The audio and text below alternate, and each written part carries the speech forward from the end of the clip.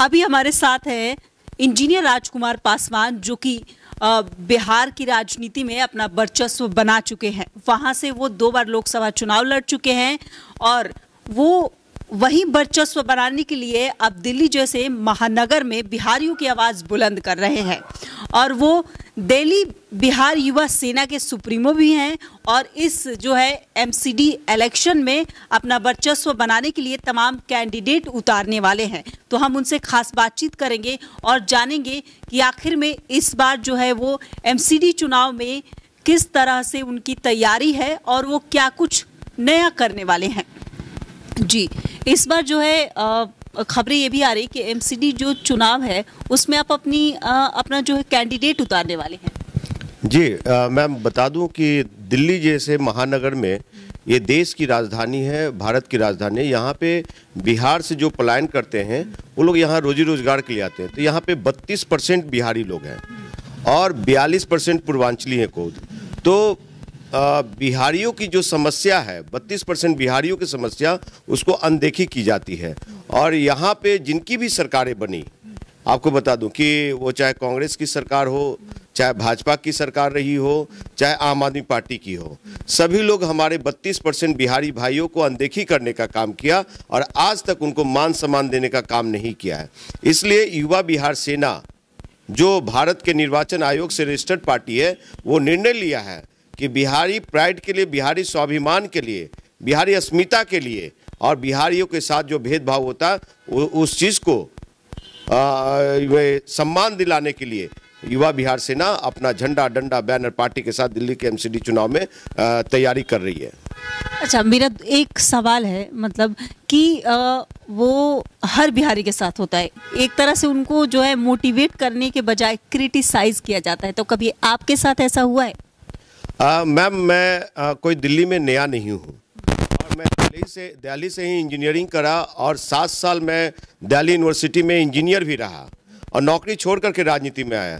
ये भेदभाव हॉस्टल से लेकर, कॉलेज से लेकर, हॉस्टल से लेकर के और दिल्ली यूनिवर्सिटी जैसे विश्वविद्यालय में मेरे साथ डिस्क्रिमिनेशन हुआ, भेदभाव हुआ। तो यहाँ तो आम रेडी पटरी वाले, रिक्शा वाले, सब्जी वाले, खोपचे वाले, इन लोगों के साथ तो होता ही है। किसी ने ये कहा वो बिहारी, अगर वो बेचारा नहीं सुना तो बीसीएमसी पे उतर जाते हैं। इस तरह की मानसिकता है। हम लोग किसी को भी, वो चाहे पंजाब के हो, चाहे महाराष्ट्र के हो, चाहे हिमाचल के हो, चाहे हरियाणा के हो, चाहे राजस्थान के हो, उत्तराखंड के हो, उत्तरांचल के हो, जम्मू कश्मीर को, किसी प्रांत से लोग, कलकत्ता से भी लोग आकर के दिल्ली में लोग हैं, वो लोग दिल्ली वासी लोग हो जाते हैं। हम लोग बिहार के लोग बिहारी, लेकिन हम बिहारियों की इतनी बड़ी उदारता है कि वो बिहारी भाई सभी को बाबू कहते हैं, भैया कहते हैं, साहब जी कहते हैं और लाला कहते हैं, लेकिन मुझे बिहारी कहा जाता है। ठीक है, बिहारी एक के अशब्द उनके समझ से नहीं होता होगा, लेकिन उनकी टोन जो है ना वो बहुत गंदा है। इसको कदापि बर्दाश्त नहीं करेगी युवा बिहार सेना। और जितने लोग भी हैं उनसे इतना जरूर कहूँगा कि हम लोग उस धरती से हैं जिस धरती ने गौतम बुद्ध को दिया, महावीर की धरती रही और चाणक्य की भी धरती रही। तो हम लोग तो राजनीतिक कुट कुट को भरा हुआ है। तो ऐसा ना हो कि हम लोग सारे बिहारी जिस दिन इकट्ठे हो गए तो दिल्ली पे ताला लग जाएगा। अच्छा, मेरा दूसरा सवाल है, चलिए एमसीडी चुनाव पर बात कर लेते हैं। एमसीडी चुनाव में जो है एक तरफ आपके सामने आम आदमी पार्टी है, जिसमें आप ऑलरेडी रह भी चुके हैं, नेता रह चुके हैं, आपने चुनाव भी लड़ा है। दूसरी तरफ अगर देखा जाए तो बीजेपी है, कांग्रेस है, तो तमाम बड़ी बड़ी पार्टियां हैं आपके सामने। तो इनको कैसे टक्कर देंगे आप? देखिए, कांग्रेस पार्टी की जो आज हालात है और अभी जो लेटेस्ट न्यूज़ है उसमें सभी दिग्गज लोग कांग्रेस को छोड़ के जा रहे हैं। कांग्रेस कहीं नहीं है। रही बात भाजपा, तो भाजपा की जो एमसीडी में सरकार रही है, एमसीडी में जो उन्होंने तांडव किया है, भ्रष्टाचारी ये लोग उनके एमसीडी वार्ड अध्यक्ष लोग हैं और जिस तरह से जनता का काम नहीं हुआ है तो जनता देख रही है। दूसरी चीज़ है आम आदमी पार्टी, आपका पुराना घर, जो भी कहें, एक समय हर एक लोग कोई ना कोई किसी घर में रहता ही है। उसमें से मैं भी हूँ कि उस घर में मुझे जगह मिला और मुझे कोई ऐसे खरात में नहीं दिया। मैंने उनके लिए, उनके पार्टी के लिए कुर्बानी दी, अपना दिल्ली यूनिवर्सिटी की नौकरी छोड़ा और वो अरविंद केजरीवाल मुझे मान सम्मान देने का काम नहीं किया। लेकिन अरविंद केजरीवाल जो दिल्ली की राजनीति में, जो Arvind Kejriwal free free free, आप महिला बेटियों को डीटीसी बस में आप फ्री पास दे रहे हो, बहुत अच्छी पहल है, मैं उसका स्वागत करता हूं। लेकिन हमारा जो 32% बिहारी भाई लोग हैं, मजदूर लोग हैं, जो डेली लोग सफर करते हैं, एक जगह से दूसरे जगह रोजी रोजगार के तलाश में नौकरी करते हैं, उनको डीटीसी बस में पास नहीं फ्री है, उनको टिकट खरीदना पड़ता है और वो व्यक्ति को पैसे लगते हैं। अब ये बताइए, जो झुग्गी में रहने वाला मेरा भाई लोग है, उन लोग को पैसे लगते हैं। दूसरी चीज है, ये कहते हैं अरविंद केजरीवाल साहब कि मैं 200 दिल्ली वासियों को 200 यूनिट मैंने फ्री किया है। तो साहब वो फ्री है कहाँ? यहाँ के 90% जो किराए में रहने वाले लोग हैं, वो किराएदारों को ये 7 रुपये से लेके 12 रुपये पर यूनिट बिजली बिल भुगतान करना पड़ता है।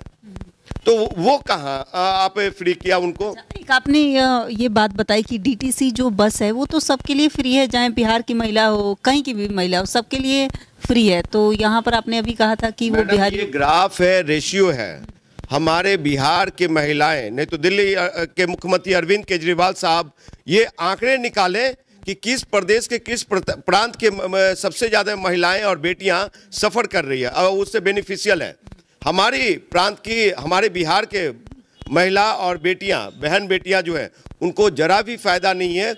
चंद लोग 2% बहुत ज्यादा तो उनको बेनिफिशियल हो, नहीं तो सबसे ज्यादा दिल्ली में हमारे जो रेडी पिटरी वाले भाई हैं, जो फैक्ट्री में काम करने वाले भाई हैं, जो दफ्तर में काम करने भाई हैं, वो उन लोग को आना जाना होता है, तो उन लोग को चाहिए। आप मतलब कहना चाहते हैं कि जो बिहारी यहाँ पर रह रहे हैं 32% लोग, वो कहीं ना कहीं यहाँ का जो राजस्व है उसमें योगदान दे रहे हैं, विकास में योगदान दे रहे हैं, तो उनके लिए कुछ होना चाहिए गवर्नमेंट। मैम आपको बता दूं कि जिस तरह से कनाडा में अभी जो बस ट्रक ड्राइवर लोग स्ट्राइक कर रखा है और आज कनाडा बिल्कुल ठप पड़ा हुआ है, अगर बिहार पूरे ये 32% बिहारी एकजुट हो गया और युवा बिहार सेना के झंडा बैनर के तले आ गए, तो दिल्ली पे ताला लग जाएगा, दिल्ली ठप बैठ जाएगी।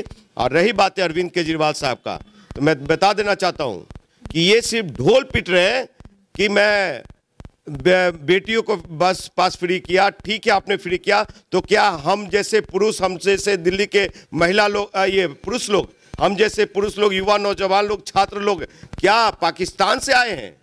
हम लोग को फ्री नहीं मिलना चाहिए। हम लोगों ने भी उनके पार्टी को वोट किया था, हम लोगों ने भी उनके सरकार को बनाने में ये किया, लेकिन फ्री फ्री क्यों?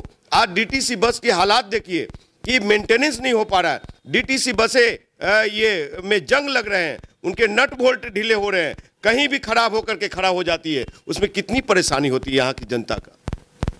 तो आप कहाँ से पैसे दे रहे हैं? ठीक है, आप फ्री दीजिए, लेकिन महिलाओं को, बेटियों को दे रहे हैं, तो हम युवा नौजवान क्यों नहीं, हम मजदूर क्यों नहीं, हम यहाँ के दिल्ली वासी के लोग को बेनिफिशियल क्यों नहीं? अच्छा, एक मेरा सवाल है, अगर आपकी जो है सरकार सत्ता में आती है तो आप जो है सिर्फ 32% बिहारियों की बात कर रहे हैं, बाकी लोगों की बात अगर आप नहीं करेंगे तो वो आपको कैसे वोट करेंगे? देखिए, यहाँ के जाट भाई हों, जाट समाज से हों, गुज्जर समाज से हों, पंजाबी से हों, चाहे कहीं के भी हों, उनसे मुझे जरा भी शिकवा शिकायत नहीं है। वो हमारे लिए पूजनीय हैं, हमारे भाई हैं। युवा बिहार सेना उनको भी गले लगाएगी। लेकिन जो सदियों से बिहारी, 32% बिहारी का बात नहीं होता, बिहारी भाइयों की समस्या की बात नहीं होती है, वो युवा बिहार सेना करती रहेगी। और उसके लिए झंडा डंडा बैनर, और जिसको आना है आए, जिसको नहीं आना है साथ वो ना आए। लेकिन हाँ, मुझे किसी से दिक्कत नहीं है। अगर वो वाल्मीकि समाज से भी आएंगे उनका भी स्वागत है। अगर वो टिकट हमारे पार्टी का लेने ये गुज्जर भाई भी आएंगे उनको भी देंगे, जो जाट भाई आएंगे उनको भी देंगे, जो दिल्ली के मूल निवासी हैं उनको भी देंगे। अच्छा, चलिए, एक मेरा सवाल है कि अगर आपकी सरकार आती है सत्ता में, चुनाव, एमसीडी चुनाव तो लड़ ही रहे हैं, आप तैयारी कर ही रहे हैं, तो आप क्या करेंगे सबके लिए? सिर्फ बिहारियों के लिए नहीं, सबके लिए। बिहारियों के लिए तो आपका है ही, लेकिन सबके लिए क्या कुछ अलग करेंगे? देखिए, एमसीडी की चुनाव जो है और एमसीडी में जो जनता की समस्या है और जो चीज़ें उनको नीड है, उसमें जरा भी कटौती नहीं होगा। और उनको ज़्यादा से ज़्यादा बेनिफिशियल हो, लेकिन अब उनके जो अधिकार क्षेत्र है, जनता को जो आवाज़ें तक पहुंचना चाहिए, वो चीज़ें आप कौन सी राजनीति कर रहे हैं साहब? आप कहे कि जन लोकपाल हम लाएंगे, जन लोकपाल के पेपर को फाड़ने वाले अरविंद केजरीवाल अभी तक जन लोकपाल बिल नहीं लाया उन्होंने। क्या कहते हैं, यही सरकार कहती थी कि भ्रष्टाचारी लोग हैं, कांग्रेस के लोग, भाजपा के लोग मान गए उनकी बात, पूरा देश माना उनकी बात, लेकिन आज उनके ही विधायक एमएलए के पास इतने एसेट कहां से आ गए? वो ये जो हलफनामा 2013 में दिया था, 2015 में दिया था, आज उनके हलफनामा को देखिए कि उनके हलफनामा में इतने सारे एसेट कहां से आ गए। जो इनके विधायक झुग्गी में रहते थे, कच्ची कॉलोनियों में रहते थे, आज वो साउथ दिल्ली में कैसे उनके अपने मकान हो गए? 4-4, 2-2, 3-3 गाड़ियां कैसे मेंटेन कर रहे हैं? यही लोग थे कि शपथ लेने के लिए ऑटो में जा गए थे विधानसभा, आज ये लोग गाड़ी में कैसे चल रहे हैं? तो आपका साफ कहना है कि विकास तो उन्होंने अपना किया है। हाँ बिल्कुल, अगर दिल्ली का विकास होता तो आप दिल्ली का देख लीजिए, आज जो दिल्ली आपको हाईटेक दिखता है, आज जो दिल्ली क्वेटो और जापान दिखता है, ये कहने में जरा भी मतलब कमी नहीं करूंगा मैं कि ये शीला दीक्षित की सरकार की देन है, जो दिल्ली एक मॉडल खूबसूरत दिल्ली दिखती है, हरियाली दिल्ली दिखती है, ये पॉल्यूशन फ्री दिल्ली दिखती है, वो कांग्रेस पार्टी का देन है। ये सरकार में कुछ भी नहीं हुआ। और आपको बता दूं कि यहाँ के शिक्षा व्यवस्था, सरकारी स्कूलों का जो शिक्षा व्यवस्था है,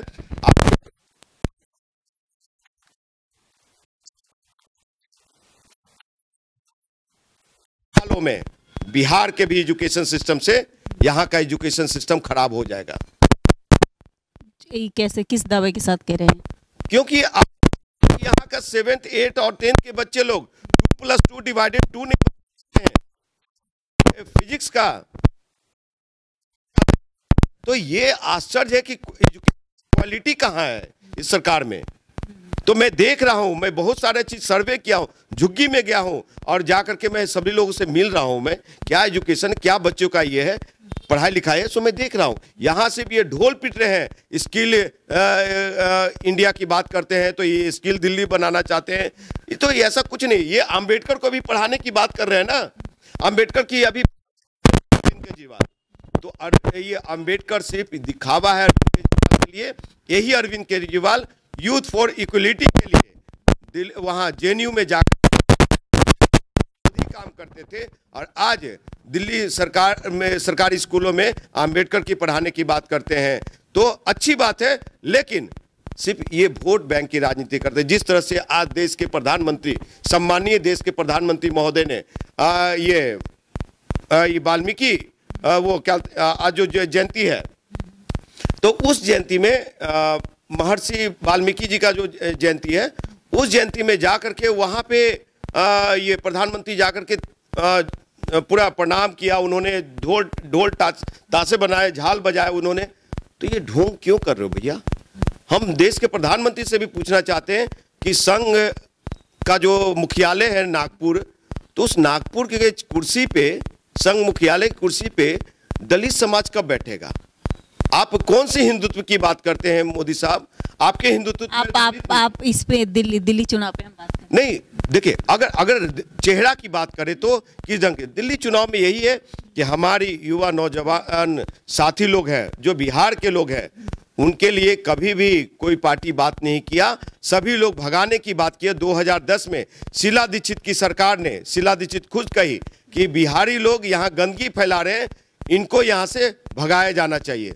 8 जून 2018 को शायद ये भाजपा का बड़ा नेता ने कहा कि दिल्ली वासियों का जमीन हड़प रहे हैं, घेर रहे हैं ये बिहारी लोग, उनको दिल्ली से भगाओ। फिर बचा खुचा जो था, तो ये अरविंद केजरीवाल की सरकार ने, अरविंद केजरीवाल के प्रवक्ता ने, राघव चड्ढा ने कहा, रिमोट फैलाया कि कोरोना काल जैसे महामारी बीमारी जब कोरोना काल चल रही थी, उस कोरोना काल में ये राघव चड्ढा ने कहे कि महरौली, गाजियाबाद, नोएडा से बस खुल रही है, सब लोग जाइए। उसमें हमारे बिहार के बहू बेटियां लोग, बहनें लोग, माता बहनें लोग, ये लोग सभी लोग जो हैं, बताइए कि किस तरह से एक गिलास पानी भी कोई देने वाला नहीं था। वो बेचारे लोग हमारे बिहार के लोग सभी लोग जो है कहाँ मर गए, धंस गए, उसका कोई लेखा जोखा नहीं। अगर हमारे बिहार के लोग दिल्ली में कोई मर जाते हैं, किसी ढंग से कुछ हो जाता है, तो वो क्या है कि उनको मुआवजा सही नहीं मिलता है। और दिल्ली मुआवजा देंगे आपकी सरकार? बिल्कुल देंगे। और ये आपको बता दें कि जो दंगाई फैलाते हैं उसको जाके चेक काट के 1 करोड़ रुपया देने जाते हैं अरविंद के। तो ये कहाँ का जस्टिस है? आप मंगोलपुरी की घटना लीजिए। अभी मैं मंगोलपुरी की घटना में पार्टिसिपेट किया। हमारी युवा बिहार सेना ने झंडा डंडा बैनर पार्टी अमरदीप को न्याय देने की हम लोग कवायद किया। लेकिन उसमें वहीं की स्थानीय विधायिका, आम आदमी पार्टी की विधायिका, मंत्री भी रही, राखी बिल्लान, वो सूद लेने भी नहीं गई। वहाँ घर पे ऐसे वोट मांगने जाती थी, उसकी मम्मी को गले लगाती थी। आपको बता दूं वो लड़का ये कोचिंग चलाता था।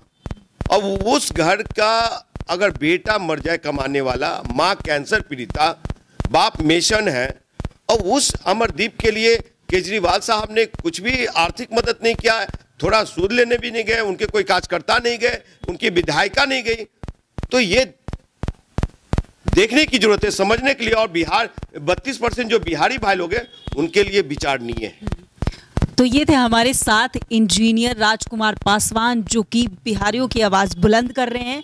बिहारियों के लिए इस बार वो चुनाव लड़ रहे हैं, एमसीडी चुनाव में अपना जो है पंचम लहराने के लिए तैयार हैं। अब किसका पंचम लहरेगा एमसीडी चुनाव में, ये तो वक्त बताएगा।